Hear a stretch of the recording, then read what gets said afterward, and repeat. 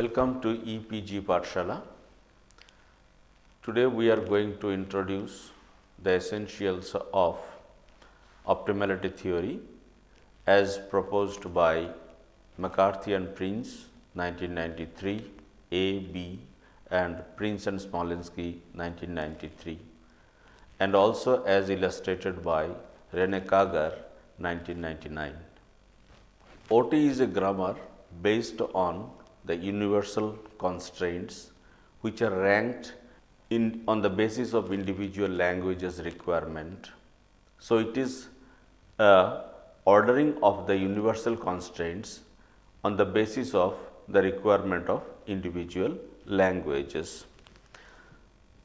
Now, it deals with constraints, and these are called constraints because these are not the rules which used to be used by the pre-OT generative phonology.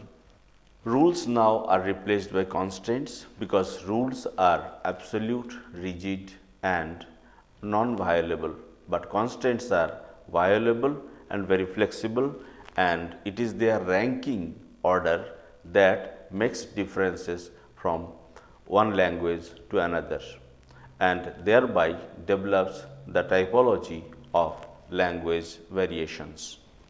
Pre-OT or early generative phonology used rules to figure out what is allowed and what is not allowed in a particular language. OT uses constraints and structures, grammars in conflict as systems that map up from one input or underlying form to the output or the surface realization. The basic concepts of OT. The basic concepts of OT begins with the idea of constraints. Constraints is a structural requirement that may be either satisfied or violated by an output form. OT grammar primarily builds on two types of constraints, markedness and faithfulness. Now, what are markedness and faithfulness constraints? Markedness constraints are those constraints that stipulate that output forms fulfill some criterion of structural well-formedness. That is, certain structural requirements are there by which we can have a better articulation or processing of linguistic outputs. Second, markedness constraints enforce prohibitions on marked phonological structures such as segment types, prosodic structures or occurrences of segment types in specific positions. For example, vowels must not be nasal, syllables must not have codas, obstruents should not be voiced as in codas, etc., etc. Markedness constraints do not refer to input. OT is a grammar based on the evaluation of the outputs produced by gen and evaluated by eval. Now, faithfulness constraints. This group of constraints require that the output form remains faithful to the input form. That is, the output form should not deviate from the input forms. It insists on preserving the underlying properties of an input at the output. For example, the output must preserve all input segments, their feature values, their linear order, and should not allow any new segments, etc., etc. Another important feature of optimality theory is universality. Constraints are universal and parts of the UG or universal grammar, but all constraints need not be equally active in all languages. That is, in some languages, a constraint may be very strong or powerful and weak in another language. Their ranking variation brings about the changes from one language to another. Underlyingly, all constraints are present for all languages as they constitute the universal grammar. Now, because the OT grammar for each language is made up of distinct variable ranking of the common universal constraints, UG constraints, therefore, the constraints need not be very strict or rigid. Out of this variable ranking is born the typological variation among languages. The next important feature of optimality theory grammar is violability. Constraints are violable, but violation must be minimal. Every constraint in OT can be violated to satisfy the demands of higher ranked constraints. Because, as we have discussed earlier, the constraints are not rigid, they are only hierarchically ordered, so that variation emerges across languages. Every constraint in OT can be violated to satisfy the demands of higher ranked constraints only. This is a major breakaway of OT from derivational rule based models of grammar. Now, this point is important because constraints get prioritized variously in different languages. If in one language constraint A may be very important, but in another language it is less important, in the third language it may even lesser important. So, their rankings will go down according to the requirement of the individual languages. The next important aspect of OT grammar is optimality. An output is optimal when it incurs the least serious violations of set of constraints, taking into account their hierarchical ranking. Now, why we are saying least serious? Because violations of higher rank constraints or multiple violation of the same constraint are treated as serious, but all constraints can be violated, but the violation should be minimum. Therefore, it is expected that violations should be least serious. No output is perfect. There cannot be any output produced by optimality grammar that is perfect or without any violation at all. But the violation should be as minimum as possible. Hence, the most harmonic is called the optimal, that is the constraint which incurs the least number of violations which are not serious are called the optimal or the most harmonic output. Another important feature of optimality theoretic grammar is domination. The higher ranked of a pair of conflicting constraints takes precedence over the lower ranked ones. Constraints are ranked. The ones which are ranked higher exert more power or strength on the evaluation system. The lower constraints which are violated may not have effect or a serious effect on the overall evaluation of a particular candidate. The architecture of OT grammar. The OT grammar is an input-output matching mechanism. Now, it begins with input taken from lexicon, and that input is supplied to gen. Gen picks up any of the inputs and it produces or generates any number of potential output candidates. Now, these potential output candidates, they are potential because any one of them can be the ultimate winner in the next phase.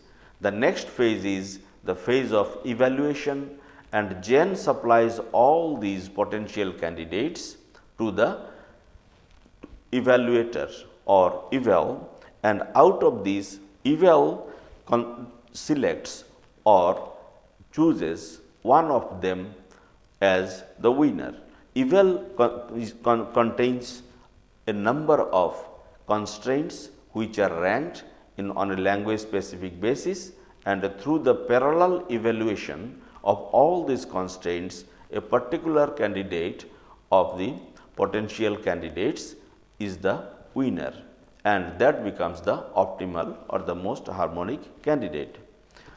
Components of OT grammar. There are three components of OT grammar. One is lexicon, another is generator, and the third one is evaluator. Lexicon contains lexical representations or underlying forms of morphemes which form the input to generator or gen.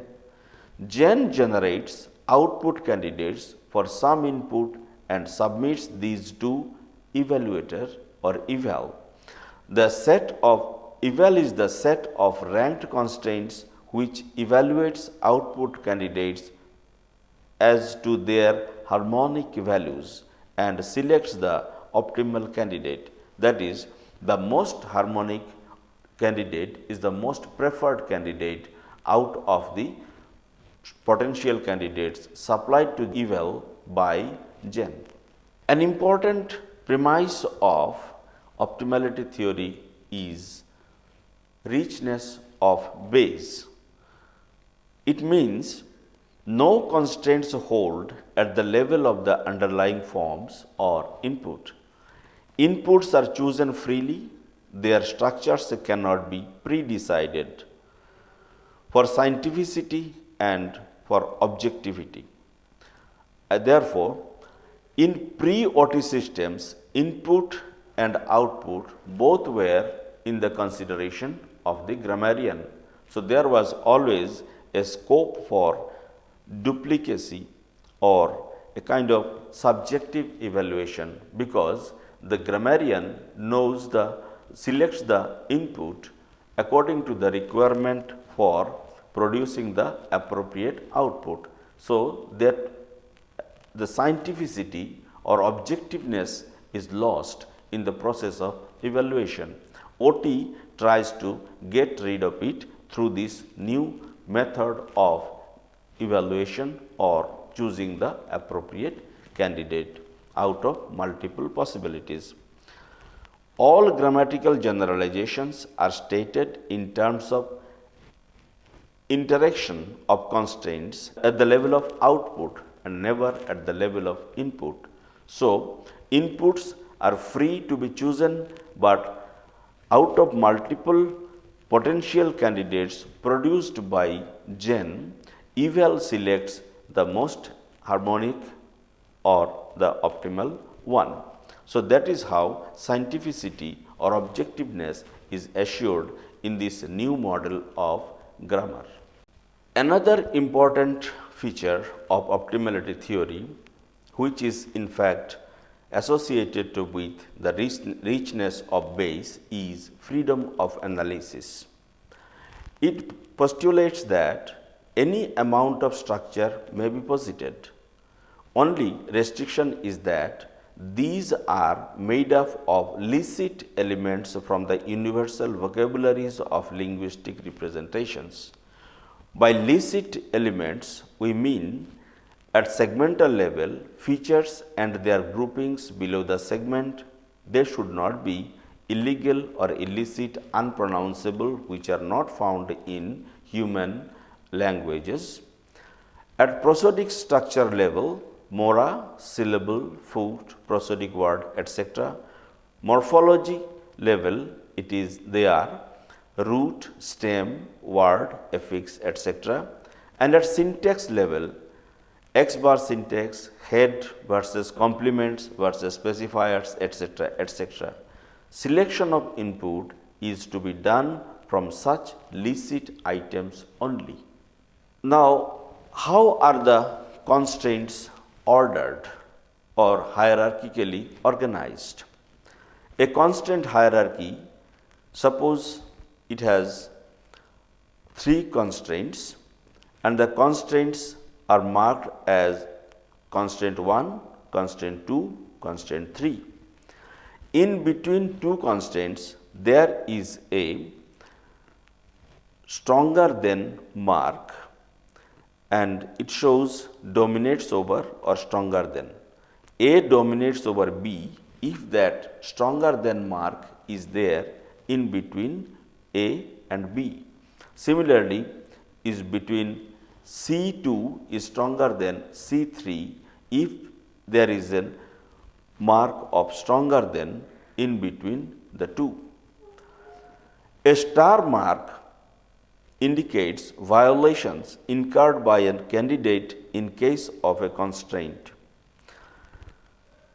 A fatal violation mark is an exclamatory mark after a star, and it indicates that a particular candidate has been ruled out from the competition.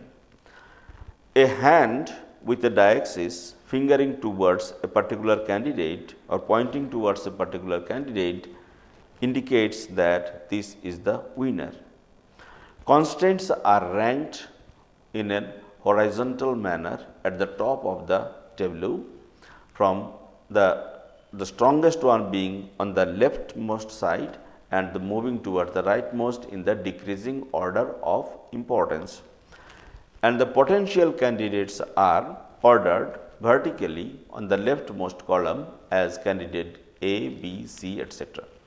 Another basic concept of OT is transitivity of ranking. By this we mean that if constraint 1 dominates over constraint 2, then constraint 2 dominates over constraint 3, then automatically the calculation is constraint 1 dominates constraint 3.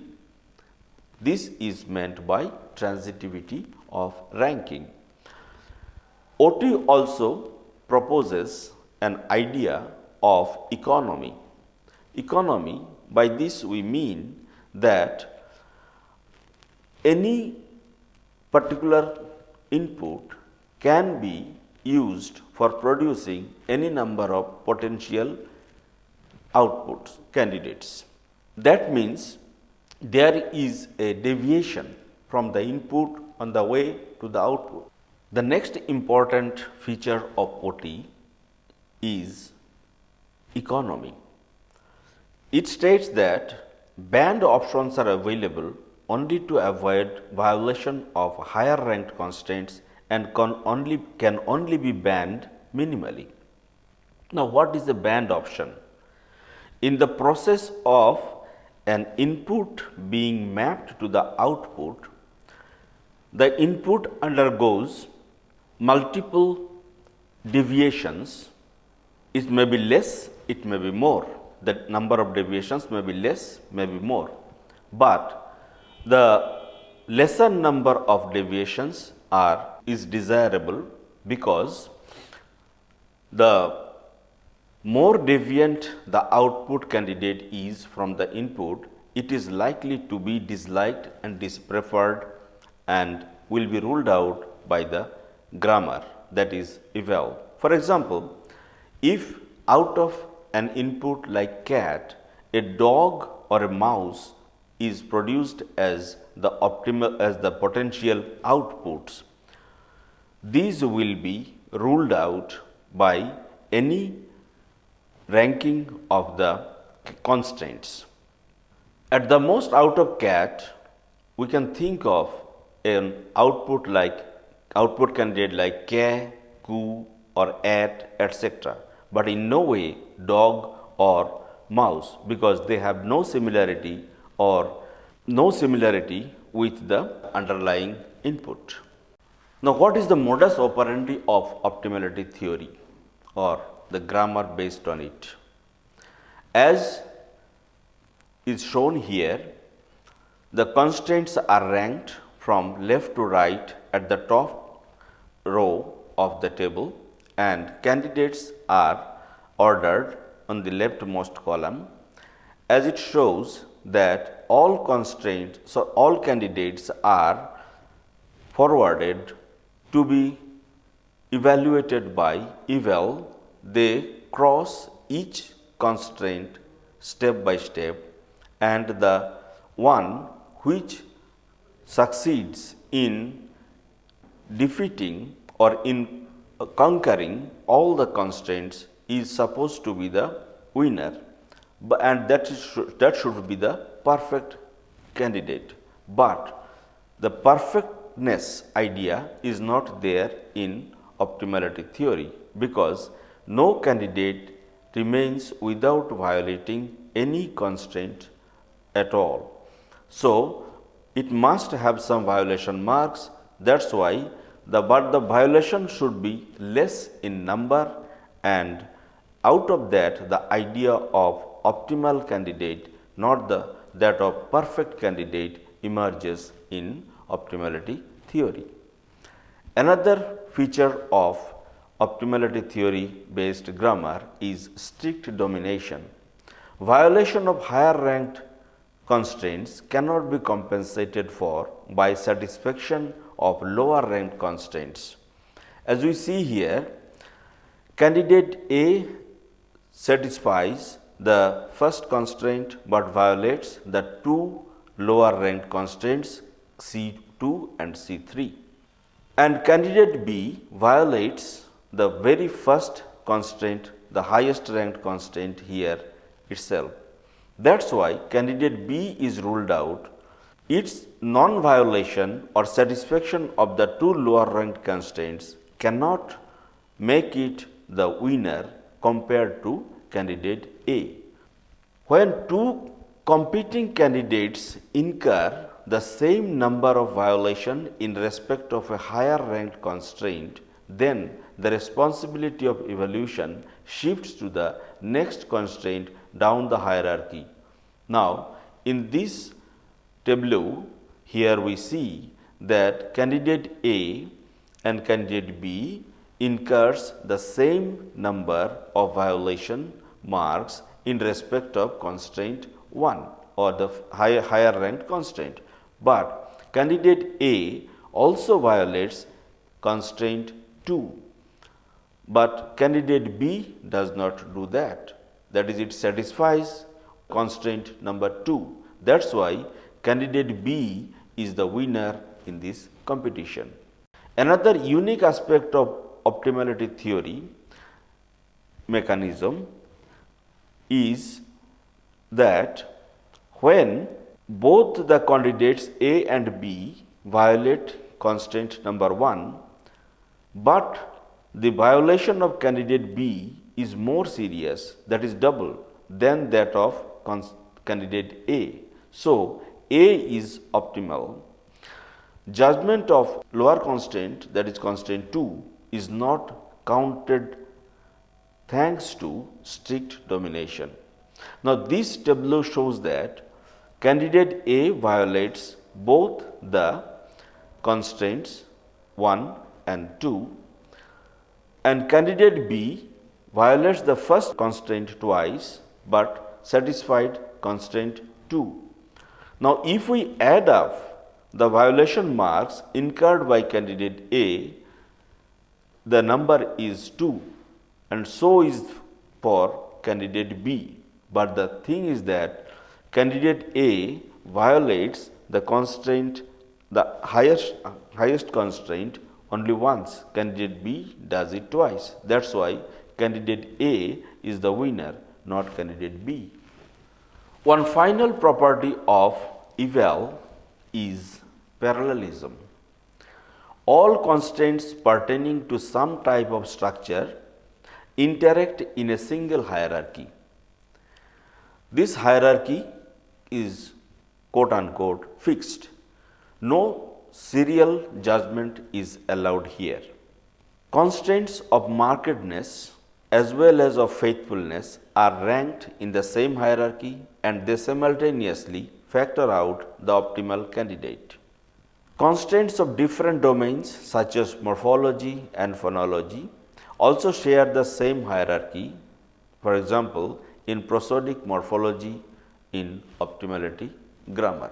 So, in other words, no separate domain of evaluation for phonology versus morphology, faithfulness versus markedness are allowed in OT grammar. This is the beauty of optimality theory based grammar. Now, to summarize the main points discussed so far in this module, now to recap the main points of this module, optimality theory based grammar is a grammar of constraints which are ranked on the basis of individual languages requirements. Constraints are mainly of two types, markedness and faithfulness. They interact parallelly in the same hierarchy. Out of these interactions, the most harmonic or the optimal candidate emerges. This optimal candidate is actually generated by gen from a single input. To sum up the major points of this module, optimality theory is a new theory of grammar in which constraints play a significant role. Constraints are ranked in a hierarchy on the basis of the requirements of individual languages. Constraints are divided into two major groups, the markedness constraints and the faithfulness constraints. Markedness constraints enforce maximum changes to the input so that the result conforms to the regularities found across different languages. Also, they become easy for articulation as well as perception. Faithfulness, on the other hand, militates against any change which is to be brought on the input by markedness constraints. Out of these interactions of markedness and faithfulness constraints emerges the most harmonic or the optimal candidate evaluated by the constraint hierarchy. Languages vary from one another in their ranking of the relevant constraints. Out of these, different types or groups of languages emerge in terms of their constraint ranking variations.